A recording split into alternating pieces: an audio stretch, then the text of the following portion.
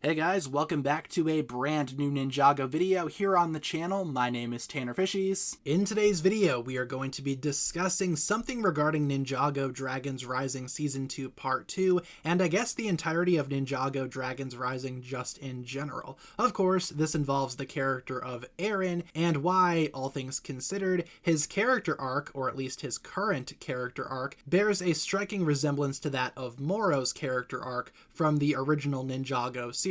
All things considered, Arin more or less is Morrow in terms of where they are currently. And I will explain more what I mean throughout the duration of this video, obviously, but first, there is your official spoiler warning for Ninjago Dragons Rising Season 2 Part 2. This video will contain many spoilers. Once again, spoilers are ahead, you have been warned. Also, I will not be able to show any new images nor footage from Dragons Rising Season 2 Part 2 in today's video, aside from those released from official clips and trailers, because the season has not yet been officially released. It has been leaked, that is not an official release. So with those disclaimers out of the way, let's talk about this, because I've seen a lot of other people talk about this too. I am certainly not the first person to talk about this, but it is something that I noticed when watching Season 2 Part 2. Arin has more or less gone down the route of Morrow's character arc. Now, way back in Ninjago history, as I'm sure you guys all know, Morrow was once a student of Master Wu. He was training extensively because Master Wu thought that Morrow could grow up to become the Green Ninja,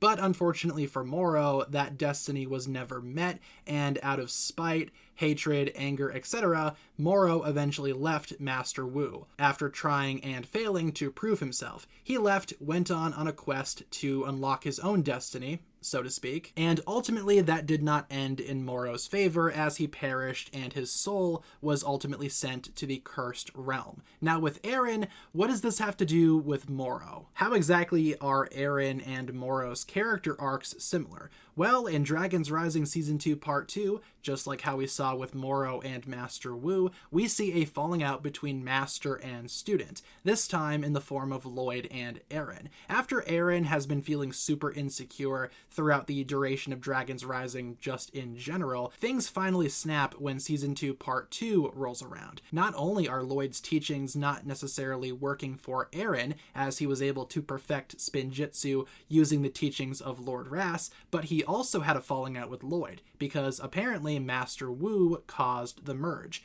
aka Master Wu is the reason why Arin's parents are no longer here. Not only that, but currently Arin and Sora are not on good terms either, because Arin found out that Sora lied to him following the ritual of the Blood Moon. Now, all of these things collectively build up and send Arin away from the ninja team. Just like Morrow, Arin left his master, in hopes of achieving his desired destiny somewhere else. In Morrow's case, he left to prove that he was worthy enough to become the Green Ninja. In Arin's case, he left because he felt like he was not getting what he needed out of Lloyd's training, and again, the aforementioned falling out. In a way, these two characters are extremely similar, and in the same way that Wu felt bad when Morrow left, I can't imagine Lloyd is feeling super great following Arin's departure. In fact, we see Lloyd pretty much mourning Arin at the monastery following the Tournament of the Sources. So that's why Ninjago fans are drawing comparisons between Arin and Morrow, and like I said, I can totally see why. I myself have made those comparisons. In terms of which arc is better, well, to be fair, Arin's arc is not yet concluded. It's only just beginning, with Arin sneaking away, marooned in some strange location in the Merged Realms with an unconscious Lord Ras that he needs to take care of. His journey is just beginning, and I imagine him being trained by Lord Ras will only lead Arin down a more negative path. It certainly is not going to be a positive experience, but maybe Arin will get what he wants out of Lord Ras's teachings. But I can't help but feel like what happened to Morrow could happen in a similar manner to Arin, where their destinies were not achieved via this method because ultimately this method is not effective. Each character made a very emotional and reckless decision that will ultimately send them down the wrong path. path. But in Arin's case, he has a chance to bounce back, and I feel like he will. That's what kind of separates him from Morrow. And with that being said, I do believe this allows for a very, very great opportunity in the future to physically have Morrow and Arin cross over. Every single realm has merged with Ninjago. That has been confirmed, including the Departed Realm, where Morrow was residing before the merge ultimately sent him somewhere. Now, at this point in time, it's not yet clear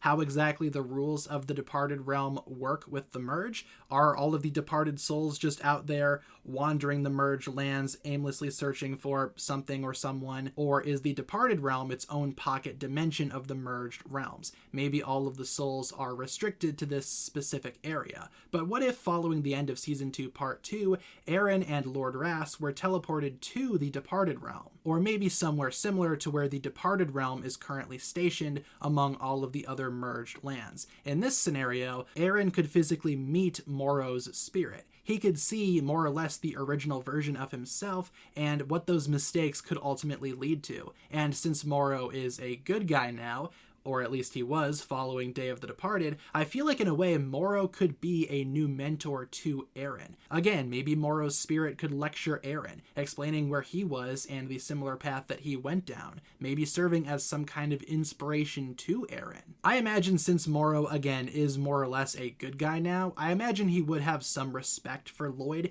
Maybe he could talk about how obviously Lloyd is super inexperienced at being a teacher, but that doesn't mean that he doesn't have good intentions. In a way, Lloyd and Lord Ras are very different masters to Arin. Lloyd is not that great at teaching, but he has good intentions. Lord Ras is really good at teaching, but he might not have the best intentions behind training his students, and he might not be the nicest teacher out there. So in Season 3, Morrow could very well serve as that possible second inspiration to Arin, and Arin could realize that eventually the path that he's on with Lord Ras leads to a very dark place. He could then leave that path, go back with Lloyd, reunite with Sora, rejoin the ninja team, all of that good stuff, and Morrow would be one of the reasons as to why that was, because Morrow would be able to share his experiences with Arin, because again, they are going down a very similar path. Overall, like I said, I feel like this could be a very awesome opportunity for Ninjago Dragons Rising Season 3, and I thoroughly enjoy the parallels that we are currently seeing between Arin and Morrow. I feel like in a lot of ways these two characters are very similar.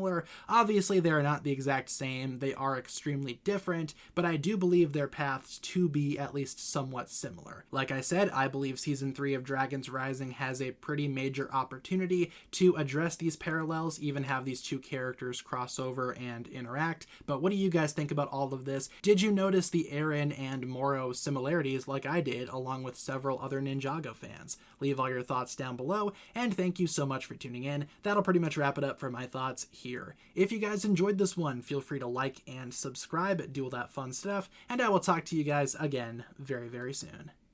Peace.